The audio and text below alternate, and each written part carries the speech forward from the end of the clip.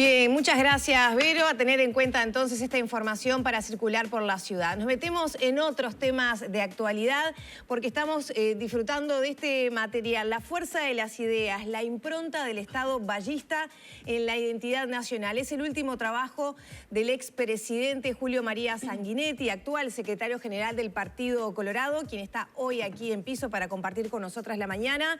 Y bueno, para conocer un poco los detalles de este libro es que lo recibimos. Bienvenido. ¿Cómo anda? Encantado, muy bien, muy bien, más bien. Además, bueno, saliendo de un libro uno se siente contento, feliz. ¿no? Siempre como un nacimiento. ¿Por qué este libro en este momento de gobierno de coalición, donde a veces parece difícil ver, dialogar, convivir ideas quizás más de liberalismo conservador, más del herrerismo con la concepción más reformista del vallismo, ¿no? Pero eso, ¿es necesario este libro? Eso es lo importante. ¿En este momento? Yo diría que en cualquier momento es importante una definición de un partido. En nuestro caso, empecé circunstancialmente, porque el Ceres me habían pedido una conferencia. Ajá. Después al final nos hicieron, era uno el Frente, otra el Partido Nacional, otra nosotros. Pero yo empecé a hacer un esquemita, después lo llené, terminé en 300 páginas. Y no hice la historia del Partido Colorado, no es eso. Son las ideas fuerza que motivaron al partido, la impronta que le dio el Estado, de los 2 siglos de vida republicana, 2/3 están vinculados a las ideas del Partido Colorado, eso que tantas veces se dice el Estado vallista, ¿no, verdad? Don Pepe algunas ideas no logró transmitirlas al ADN, ¿no? Como el colegiado, por ejemplo, ¿no? Que lo planteó en el año 13 y fueron 50 años de ir y venir, y al final nuestra generación vallista ya abandonamos el colegiado. Pero no las ideas fundamentales del republicanismo laico, la laicidad, el feminismo, la seguridad social, nuestro concepto de política exterior, en fin, todo eso. Y lo que es el Estado vallista, siempre discutido, desde un lado o desde el otro. Y bueno, esas son las ideas fuerzas del libro. Lo vamos a presentar el próximo martes en el Radisson, en un diálogo con Caetano y con Garcés, un politólogo y un historiador. Como ninguno de los dos es colorado, mejor, así espero que no se aburran los que vayan, porque es libre la entrada, por favor. Y las ideas fuerzas son esas, ¿no, verdad? Los capítulos son eso, vuelvo a decir, aún el del colegiado, ¿no?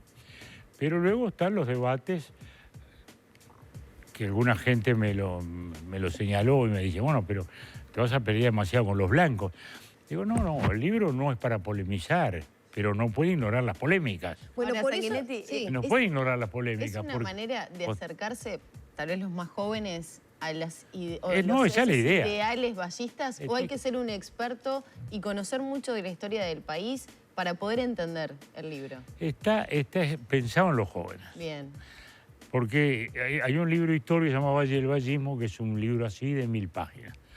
Ni los jóvenes ni los viejos leemos hoy 1100 páginas, ¿no? Excepcionalmente. Entonces, mi idea fue esa, porque era la idea original, ¿qué quiere decir el vallismo? ¿Cuáles son sus ideas, no? Y bueno, esto ha costado grandes debates.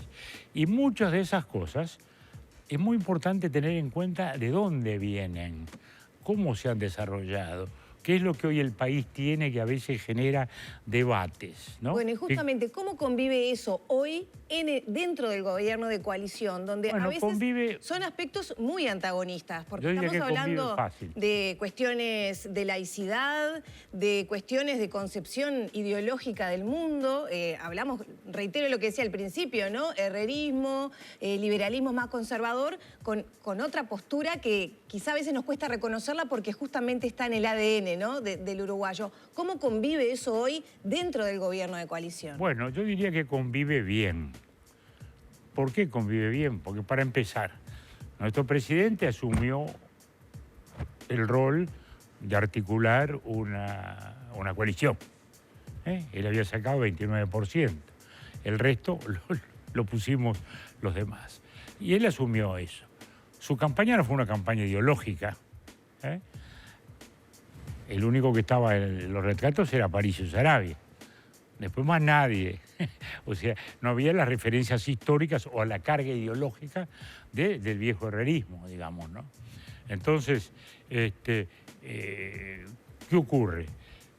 El Estado ballista es un Estado socialdemocrático, para utilizar la expresión europea, o liberal progresista para usar la expresión norteamericana. Ese Estado lo puede administrar un socialista o lo puede administrar un liberal. Pero su esencia no la ha cambiado ninguno. Ese es el mérito de esa construcción. Porque el doctor Vázquez llega al gobierno, bueno, que vamos a sacudir esto y lo otro. Y luego no se sacudieron las estructuras, gobernó adentro de ese Estado. Bueno, la calle Padre era más ideológico, ¿no? Obviamente, y la calle Pou es menos ideológico. En consecuencia, articuló una coalición con facilidad, porque no está planteando el replanteo de ninguna de esas cosas, ¿no? No está replanteando privatizar las empresas públicas, por ejemplo, digamos, ¿no? Bueno, hay quienes sostienen que sí, pero de una manera más sutil. OCE, por ejemplo, con el proyecto Neptuno, algunos negocios de ANCAP. Mire, eso es un debate, Antel, con la venta es un debate muy interesante.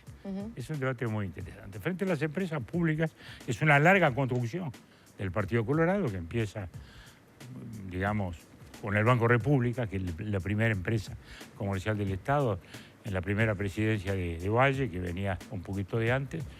Es una larga construcción, frente a la cual hoy hay tres actitudes. Todavía hay privatistas, ¿no? que todavía piensan que las empresas del Estado deberían dar paso a estructuras privadas o asociadas con lo privado. En la otra punta está el Frente Amplio y el PCNT, digamos así, más que nada, que, como digo yo, 100 años después descubrieron el vallismo, pero todavía no entendieron que el vallismo es esencialmente reformista. Entonces, lo que Valle planteaba como un monopolio en 1905, el Banco Seguro, por ejemplo, él lo quería en monopolio, hoy está en competencia. Y eso está bien, porque nuestra actitud hoy las empresas siguen siendo importantísimas al Estado uruguayo, como servicios y también como fuente de recursos. Pero hay que actualizarlas. Estamos en un mundo de competencia. O sea, ¿cuál sería la actualización de esa idea de monopolio vallista? Competencia, o sea, no monopolio, esa es la evolución. Pero además de la idea. tenemos la evidencia. Tenemos la evidencia. Al final de mi primera presidencia, nosotros autorizamos la entrada de lo que entonces se llamaba Movicom, ¿no? Era una empresa norteamericana y que hasta el celular le decía Movicom. Tenés un Movicom, era un aparato espantoso. Y enseguida salió Ansel. Y se planteó ya la competencia en materia de teléfonos. Y luego, en el gobierno de Valle, se abren otras dos opciones más y el país ha vivido la competencia en materia telefónica. Y eso es bueno. La empresa del Estado ha competido y ha competido bien. Y eso le hace bien a quien, al ciudadano, porque el tema no es vivir para la empresa, es vivir para que los servicios se presten del mejor modo posible. Y eso lo hemos visto también ahora con la famosa portabilidad numérica, ¿no? Que le da al ciudadano el derecho a ser dueño de su número, y las empresas que compitan, y han competido. Y por eso mismo han bajado el precio de los contratos, lo cual es bueno para la gente. Este es un mundo más global que nunca, es un mundo competitivo, es un mundo en el cual tenemos que tener esa actitud. Empresas del Estado, sí, pero lo más eficientes posibles. El monopolio las estanca, el monopolio las lleva a la ineficiencia. Ahora, ¿y esa tendencia a la privatización que se denuncia desde algunos sectores, por ejemplo, es compatible con todo eso? Porque le llaman privatización a cosas que no lo son. Ahora, cuando la portabilidad numérica auguraban la catástrofe. No, pero en el caso de OCE, por ejemplo... De OCE, por ejemplo, tal vez bueno, es un poco más cuestionable que sean empresas privadas, un consorcio que... Sí, mire, para poner un ejemplo, es parecido, no igual, a lo que hizo UTER, el gobierno del Frente, con los eólicos. Es decir, son empresas eólicas que le proveen a UTI. En este caso, a su vez, es bastante discutible el contrato porque se le aseguró a esas empresas privadas, digamos, el precio y comprarle esa energía, aunque usted no la precisara. digamos que es algo parecido a eso. Es la empresa privada que invierte. Es agua contra energía, ¿no? Es la empresa privada que invierte y o se le compra, digamos, ¿no? ¿Verdad? Esa es la idea. ¿Y por qué esto? Para aumentar la inversión, porque en definitiva los países crecen sobre inversión. Inversión solo del Estado, imposible. Entonces, inversión extranjera, inversión local, la mayor inversión. Por eso es que se procura un negocio de ese tipo. O se sigue teniendo la capacidad de vender. Yo no estoy de acuerdo tampoco con el monopolio que se estableció de OCE, ¿no? Para mí fue un error, porque si hubiera gente que viniera a vender agua, a sacar agua y venderla, bienvenida. Bueno, hubo mala experiencia en Maldonado, ¿no? Hubo mala experiencia en Maldonado. Sí, bueno, pero las malas experiencias se caen y puede haber buenas, ¿no? Pero siempre el Estado paga lo que pasa. Siempre paga el Estado. No siempre. El Estado paga a veces, sí. Mire ANCAP, las cosas que todavía estamos pagando de Casallago. Doctor, volviendo un poco al tema del libro, en este recorrido que se propone por las ideas fuerzas del vallismo, que están en la matriz, ¿no? del ser uruguayo y también de la concepción que tenemos de la vida y del Estado, ¿por qué el Partido Colorado, pese a ser el constructor de estas ideas, no viene dejando de perder votos o viene manteniendo y no pudiendo crecer electoralmente? Bueno, mire, eso ya es una explicación política, más compleja si se quiere. Nosotros, después del retorno a la democracia, tuvimos 3 gobiernos, el Frente tuvo 3 también, y uno al Partido Nacional y ahora una coalición. Y a nosotros lo que nos pasó fue, en el 2002 hubo una crisis, ningún gobierno sobrevivió a una crisis de esa magnitud, y ya estamos en un sistema de doble vuelta. Los sistemas de doble vuelta son dramáticos para el que no entra primero o segundo, ¿no? Y eso fue lo que nos pasó. Y después nos pasó que hemos tenido mala suerte, por decirlo de algún modo, con el proceso de renovación. Yo tendría que estar solo dedicado a estos libros, haber publicado 10 más, ¿no? ¿Qué se hizo mal en ese proceso de renovación? ¿Qué se hizo mal en ese proceso de renovación? Pienso en Bordaberry, pienso en Talvi. No es que se haga mal o que se haga bien. Se lo digo claro, algo que hablábamos recién. El Frente Amplio, ¿cómo creció? Como una nostalgia del primer vallismo, que la vemos todos los días. Nosotros representamos el vallismo de 1910. Ustedes ya no, por supuesto que no. El vallismo de 1910, sus principios fueron fundamentales, pero sus recetas tienen que ser las del 2020, ¿no? El Frente se instaló, digamos, en eso. Cuando el Frente fue revolucionario no creció. Cuando, en cambio, aceptó las reglas, evidentemente, digamos, se creció sobre esa base. Y a nosotros no se nos dieron las circunstancias políticas adecuadas. Y después vuelvo a decir, tuvimos accidentes en el proceso de renovación, porque no logramos que se instalara definitivamente los 2 candidatos que tuvieron su liderazgo, caso Pedro y caso Talvi, y que hacen que algunos jóvenes hayamos tenido que salir. ¿Piensa en un retorno tal vez de Bordaberry a la política? ¿Es un buen actor para las próximas todos los días se habla de Bordaberry y a él le molesta horrible. A él le molesta horrible y tiene razón. Dejémonos de hablar de Bordaberry. Ya definirá Bordaberry. Ojalá que sí, desde ya. Bueno, pero estamos en un año bisagra, ¿no? Ya el año que viene tendría que empezar a perfilarse. No hay bisagras. Estamos demasiado apurados. El Uruguay tiene una vieja enfermedad que es la cardiatitis, que no es endemia, no es epidemia, es endemia. ¿No? Se mantiene a lo largo de la historia. Sí, termina la elección y ya esa misma noche dicen ¿y cuál va a ser el próximo? Pasó ahora mismo. ¿Y qué rol va a cumplir usted ahora en Sanguinetti cuando actualmente es el secretario general del partido? ¿Tiene ganas de seguir? ¿Tiene ganas de seguir contagiando a las generaciones siguientes? Mire, mi rol es ese. Mi rol es ese. Mi rol es el debate de ideas, mi rol es escribir. Escribo a derecha e izquierda todo el tiempo. Escribo en La Nación en Buenos Aires, en El País acá, El Correo todos los viernes. ¿Pero piensa seguir ocupando ese lugar dentro del partido de secretario? No, secretario general en algún momento tendré que dejar, espero que me releven. Yo ahora crucé el desierto, digamos, y creo que lo cruzamos bien, con una vida institucional muy activa, hay una gran efervescencia del partido.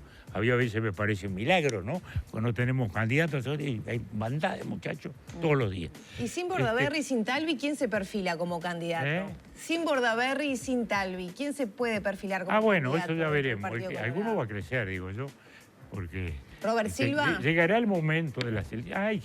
Hay gente. Gente, para el gobierno tenemos de todo tipo. Más viejos, medianos y más jóvenes. Ahora, para ser candidato ya es otra historia, ¿no? ¿Verdad? Claro.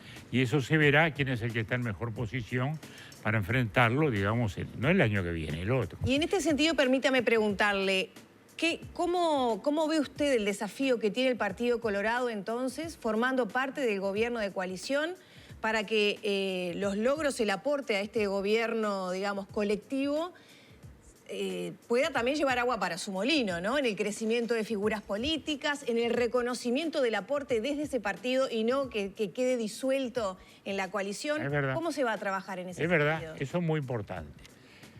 Primera cosa, los integrantes de la coalición nos va a ir más bien o menos bien en función de cómo le vaya al gobierno. Si al gobierno le va mal, discutiremos los despojos de la comida, pero no la comida en sí. Segundo lugar, nuestro partido tiene ese peso de tradición de gobierno que le lleva a actuar constructivamente, sin perfilismos, marcando siempre nuestras prioridades, con serenidad, como lo hemos hecho. Acá desde el primer día que hablamos con la ministra de Economía, le dijimos, tenemos la prioridad educativa, no se olviden, no vamos a discutir detalles que después vendrán. Entonces, ese es el sentido. Ahora luego, ¿qué va a pasar? Vuelvo a decir, si la coalición sale bien, votará bien los partidos de la coalición. Y ahí dependerán mucho, sí, de cómo los candidatos se instalan, de cómo los candidatos llegan, de cuál es el más creíble, de cuál es el que puede representar mejor lo que ha significado esa tarea, ¿no? Y yo creo que es muy importante por esto, porque estamos en un mundo, digamos, la situación internacional es la situación nacional, más que nunca. Siempre lo de afuera influyó mucho. Ahora es todo. Y estamos en un mundo incierto e incendiado. Tuvimos 2 años de pandemia en el mundo universal, con caída económica tremenda. Ahora tenemos una inesperada, impensada guerra europea, que la tenemos acá en la puerta, ¿no? Porque el petróleo, la energía, los cereales, la harina, el pan, la logística, etcétera, etcétera, etcétera, está golpeado por eso. Entonces el debate nuestro es si logramos hacer lo mejor posible. Y yo creo que el país está hoy en lo mejor posible. Porque hay que mirar el mundo que está incendiado. El precio del combustible, mire Ecuador, mire Perú, mire la Argentina, ¿no? Que no tiene gasoil y trepa 50-60% su inflación, o quizás más, según dicen. El propio Brasil, que venía bastante estable y está en 12-13% de inflación. O sea, yo creo que hoy el Uruguay está cerca de lo mejor posible en este mundo. Y tenemos que mirar el mundo y no discutir solo ombliguistamente sobre nuestras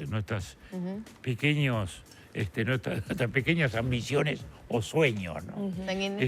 Y el gran sueño es justamente atravesar este periodo de tanta incertidumbre con el país estable, con el país creciendo, se está logrando, con un país que logre recuperar el empleo, se viene recuperando, y que pueda procesar las transformaciones imprescindibles en la educación, en la seguridad social, en el desarrollo científico. Y creo que eso es al final del día lo que va a contar en el momento de la elección y en el momento de renovar los mandatos hacia el futuro. Brevemente, estamos en pleno periodo de discusión de rendición de cuentas, fue 2 veces presidente. ¿Cómo lo ve? ¿Cómo lo analiza, por lo menos con estos primeros números que están sobre la mesa? Mire, lo veo muy bien, porque, vuelvo a decir, el manejo económico ha sido muy bueno, el mejor posible. Vuelvo a la expresión. porque en abstracto uno puede decir estamos bien, no estamos bien, no quiere decir nada. Caímos 6% el primer año. Una caída fuerte en el mundo y acá. El año pasado crecimos 4,5. Este año estamos en algo parecido. Eso es muy valioso. Se ha ido recuperando empleos. Se estima que entre el año pasado y este serán 90.000 empleos. Y la rendición de cuentas refleja eso. Se está proponiendo 250 millones de dólares de incremento del gasto. ¿Por qué se puede hacer? Se puede hacer porque se manejó prudentemente y el déficit, si bien sigue siendo grande, es manejable. No estamos en el 5% del PBI, estamos en el 3,5%. Y creo que esta es una rendición de cuentas razonable y con prioridades claras, porque ese es el otro tema. Cuando viene la rendición, se intenta hacer un nuevo presupuesto, se discute todo de nuevo, todo de nuevo. Bueno, no. Cuando todo es prioridad, nada es prioridad. En este caso, creo que las prioridades están definidas cuantitativamente en educación, en seguridad, algo en la ciencia, y creo que eso está bien, son las prioridades. El resto, bueno, es la administración. A mí me parece que es una propuesta bien razonable para seguir creciendo, porque acá se discute mucho salario real. Y lo que hay que discutir es inflación. Porque yo le puedo dar a usted el 10% de aumento, subió 15% el costo de vida, ¿para qué le sirvió? Entonces, los déficits no son inocuos, producen consecuencias. El equilibrio fiscal no es inocuo. Por eso, el lograr una inflación en este momento, como la que tenemos, que no es buena, pero es igual que Estados Unidos, que nunca pasó el 2,3, hoy está en 8,5. Entonces, me parece que la política económica está razonablemente bien manejada, las relaciones sociales lo mismo. Bueno, ayer me alegró que hubiera un arreglo con COFE, en fin, hay algunos otros gremios que están un poquitito fuera de borda, pero ya se verá. El Ministerio de Trabajo es un ministerio paciente. Ameritará sin lugar a dudas otras charlas. Muchas gracias por estos minutos. No, gracias a ustedes por hacerle caso a este autor. Cerramos por aquí entonces el diálogo con el expresidente y secretario general del Partido Colorado, Julio María Sanguinetti. Ya son las 9 de la mañana, 33 minutos.